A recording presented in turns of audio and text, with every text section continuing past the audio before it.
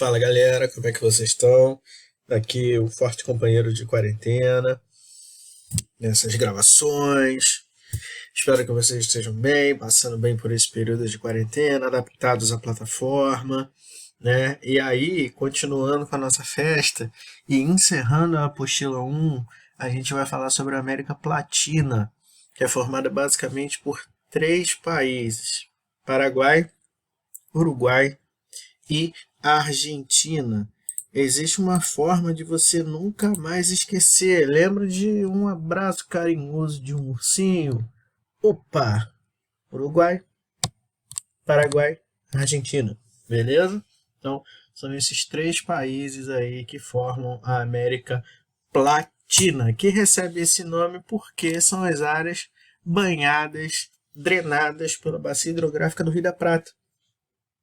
Ah, Henrique, mas por que então na América Pratina? Porque a gente está falando de países onde o idioma é o espanhol, né? Então daí o plata de América Platina, ok? Essa região, antigamente no período colonial, era conhecida como Vice-Reino do Rio da Prata. E essa região foi meio que abandonada pelos espanhóis, porque os caras tinham uma certa expectativa de encontrar metais preciosos nessa região, principalmente a prata, daí o nome, né? Mas como isso não aconteceu, essa região foi praticamente abandonada no início do período colonial. Mais tarde que ela passou a ser ocupada de maneira propriamente dita, né?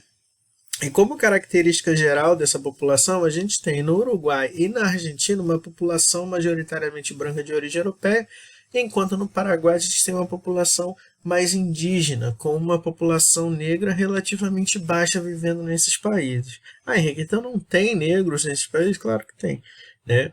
Mas numa proporção relativamente baixa. A gente tem predominâncias, né, diferentes dentro desses países. Ok? Então, começando pela Argentina, a gente tem aqui o mapinha da Argentina, né? Com as principais cidades aí, a capital aqui sendo destacada para vocês, que é Buenos Aires, e a gente pode dividir esse território argentino basicamente em quatro regiões diferentes. A região do Chaco, que é voltada mais para agricultura e pecuária, e como eu já comentei com vocês em outro momento, né, o Chaco tem características do Pantanal, né? O Pantanal brasileiro, o Pantanal mato-grossense, ele se expande para outros países, principalmente Paraguai e Bolívia, né? Mas aí na Argentina a gente também tem uma região que recebe esse nome, tá? Com essas características básicas. Tem a região do Pampa, que é basicamente uma região ocupada por vegetação de gramíneas, né? Que são as pradarias, que é uma extensão dos Campos Sulinos, inclusive, que é o coração econômico do país, onde fica a capital, Buenos Aires, né? A Cordilheira Andina, com exploração de petróleo, então a gente tem aqui essa área de influência da Cordilheira dos Andes, e a região da Patagônia, que aí é a principal região petrolífera do território argentino. Então nós temos aí basicamente essas quatro regiões dentro desse território, tá? A Argentina, assim como o Brasil, né, passou por um período de ditadura militar. A diferença significativa é que a Argentina, na verdade, passou por três golpes militares. Né? Aqui no Brasil a gente teve um que começou em 64. Na Argentina foram três golpes militares que tiveram consequências muito graves para o desenvolvimento desse país, com uma queda muito significativa no padrão de vida da população. Nesse período entre ditaduras, né, teve o período conhecido como peronismo por conta de um presidente chamado Juan Domingo Perón, que era um populista autoritário, né, e que governou durante esse intervalo aí entre uma ditadura e outra. Uma característica também que marcou bastante a Argentina com a chegada, com o início do neoliberalismo, foi uma grande entrada de produtos importados no país. Esses produtos importados em grande quantidade têm consequências negativas para as indústrias nacionais, como a falência, né? E aí a falência de indústrias ela vai estar relacionada a desemprego e vai estar diminuindo aí o desenvolvimento econômico desse território. Tá? Que teve uma estagnação econômica muito forte até 2011, mais ou menos. Acabou de chegar uma pessoa aqui para fazer participação especial. Vem cá, vamos dar tchau pro pessoal aqui. Vem. Vem cá. Ai, meu Deus. Vem. Ai. Pronto, pessoal. Temos aqui agora a participação especial de um jovem intelectual. Está com o controle remoto na mão aqui, não sei porquê, né? Mas vamos lá. A Argentina, historicamente falando, é um território que tem uns probleminhas com os vizinhos também, né? Tem o problema da Terra do Fogo, que é uma disputa com o Chile sobre o extremo sul do continente americano, né? Então existe aí uma disputa dessas terras com o Chile, essas fronteiras mal definidas aí desse território chamado de Terra do Fogo. Tem o problema com o Brasil, né? O Uruguai, inclusive, ele foi criado para pôr fim à disputa entre Brasil e Argentina sobre aquele território, né? Existe aí toda uma questão histórica entre Brasil e Argentina, que vai muito além do futebol. Na verdade, o futebol é uma consequência, né, dessa rivalidade entre esses países, porque historicamente falando, a Argentina sempre se sentiu politicamente mais preparada para exercer uma hegemonia na América Latina, porque eles são mais brancos do que nós, né? O fato é esse aí. E a questão das Ilhas Malvinas e a Guerra Suja, que é o quê? As Ilhas Malvinas, ou Falklands, né, é um território inglês que durante a ditadura militar, no período de impopularidade, o governo argentino resolve fazer uma intervenção militar nessa ilha para exigir a posse dessa ilha. Deu muito errado, né? A Inglaterra reagiu a isso e retomou o controle da ilha, por isso ficou conhecido como Guerra Suja, porque foi uma alternativa do governo militar de tentar conquistar popularidade. Deu muito errado, até porque as pessoas que vivem nessa ilha não se consideram argentinas, não falam espanhol, falam inglês, né? Então foi uma cartada aí que deu muito errado pelo governo militar da Argentina, beleza? O Uruguai é um país que tem a população 85% urbana e tem uma característica que é chamada de macrocefalia urbana. O que seria uma macrocefalia urbana? A macrocefalia está relacionada à cabeça grande, né? E isso porque pelo menos metade da população do Uruguai vive em uma única cidade, que é a capital Montevidéu. Então, por isso que vem daí esse termo, né, de macrocefalia urbana. Como eu comentei com vocês no slide anterior, o Uruguai era o foco da discórdia entre Brasil e Argentina, então esse país foi criado como um tampão para estancar esse problema que estava havendo entre esses dois países. O Uruguai viveu um período de crescimento econômico muito significativo entre os séculos 19 e 20, sendo chamada até de Suíça latino-americana, né? Em referência a esse crescimento econômico e tudo mais, que entrou em queda vertiginosa, porque os dois principais produtos que o Uruguai produzia nessa época tiveram uma queda de preço significativa por conta de crises econômicas. Lucas acabou de prender o dedo na porta. Eu já volto. Problema solucionado. Retornamos. Então vamos lá, prosseguindo com a nossa aulinha, né?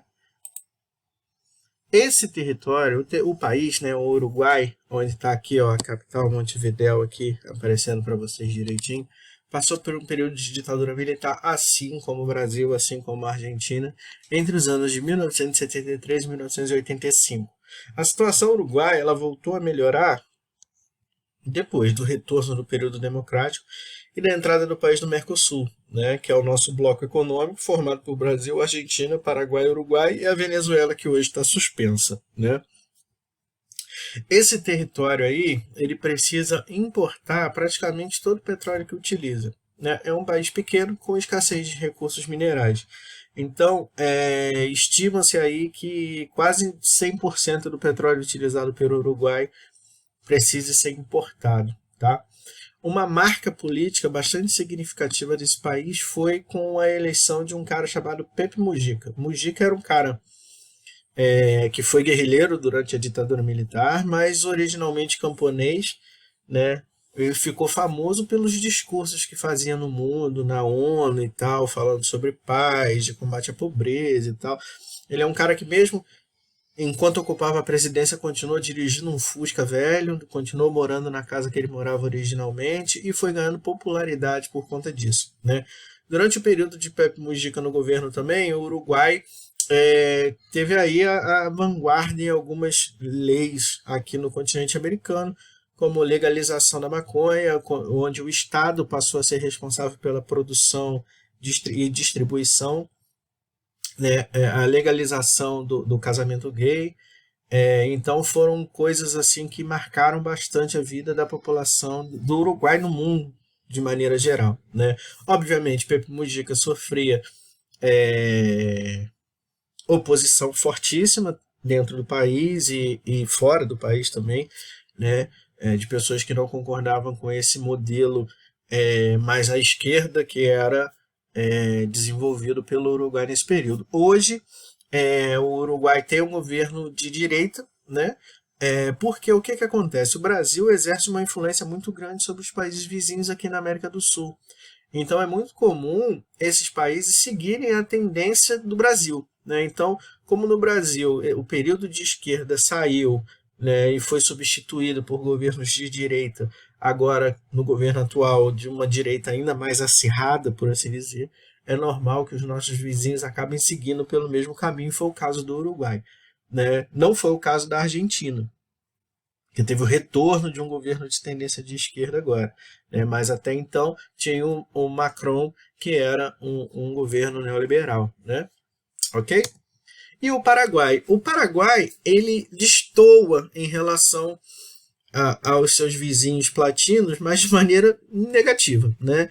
É o mais pobre dos países platinos, com uma população que a gente viu ali formada majoritariamente por índios, né, de uma população indígena, e uma dificuldade econômica muito significativa, que é a ausência de litoral, né? Então é um país que tem uma pobreza muito significativa, não é um país industrializado, assim como o Uruguai, né? A Argentina sim é um país industrializado, mas em relação à pobreza, o Paraguai aí é o pior do cenário aí na América Latina, disparado, tá? Uma das mais importantes, uma das grandes fontes de renda do Paraguai hoje é a energia elétrica produzida na usina binacional de Itaipu. Brasil e Paraguai construíram juntos essa usina, que até recentemente era a maior usina hidrelétrica do mundo, perdeu esse posto por conta da usina de Três Gargantas, que foi construída na China, né? Só que a porção paraguaia de Itaipu, que é dividida assim meio a meio com o Brasil, absolutamente tudo lá é dividido meio a meio, né? Tem 2 diretores, um brasileiro e um paraguai, tem 10 faxineiros, são 5 brasileiros e 5 paraguaios, e assim sucessivamente, né? A porção de energia que cabe ao Paraguai é mais do que o Paraguai necessita, então o Paraguai exporta essa energia. O Brasil, por exemplo, é um comprador dessa energia extra, né, que o Paraguai produz, que cabe ao Paraguai, né, na sua porção da usina de Itaipu. A forma como o Paraguai tem de exportar o que produz, os produtos agrícolas que produz, é através de portos brasileiros. Por quê? Uma vez que é um país sem saída, é um país sem acesso ao litoral, então o Paraguai não tem acesso a portos próprios, né? Então precisa usar portos de países vizinhos, tá? 43% aproximadamente, né, dessa população é rural. E o Paraguai é bastante famoso por produtos estrangeiros, basicamente produtos falsificados, né? Hoje em dia a gente está acostumado a falar de produto chinês, né? Mas, por exemplo, na minha época, né, era muito comum os produtos falsificados ou de baixa qualidade serem paraguaios. Então era muito comum as pessoas falarem, isso aí é do Paraguai, não sei o quê. Hoje é muito comum as pessoas falarem, isso aí é chinês, é Xing Ling, né? Mas antigamente as pessoas se referiam a esses produtos como paraguaios. Era super comum ter excursão para o Paraguai para fazer compras e tal, né? Até hoje o Paraguai tem esses produtos, até hoje o Paraguai tem esse atrativo, por assim dizer, né? Mas hoje, com as facilidades da gente poder comprar as coisas por internet, e da China ter aparecido no mercado mundial assim, de maneira tão significativa, o Paraguai perdeu esse papel de fornecedor de produtos de origem duvidosa para a gente, tá? Naturalmente falando, no norte e no oeste, a gente tem o Chaco, que é a continuação do Pantanal, né? E no sul e no leste do território, ocupado por planaltos, onde tem a maior parte da população do país. Beleza? Galera, é isso. Espero que vocês estejam bem. Muita saudade e até a próxima.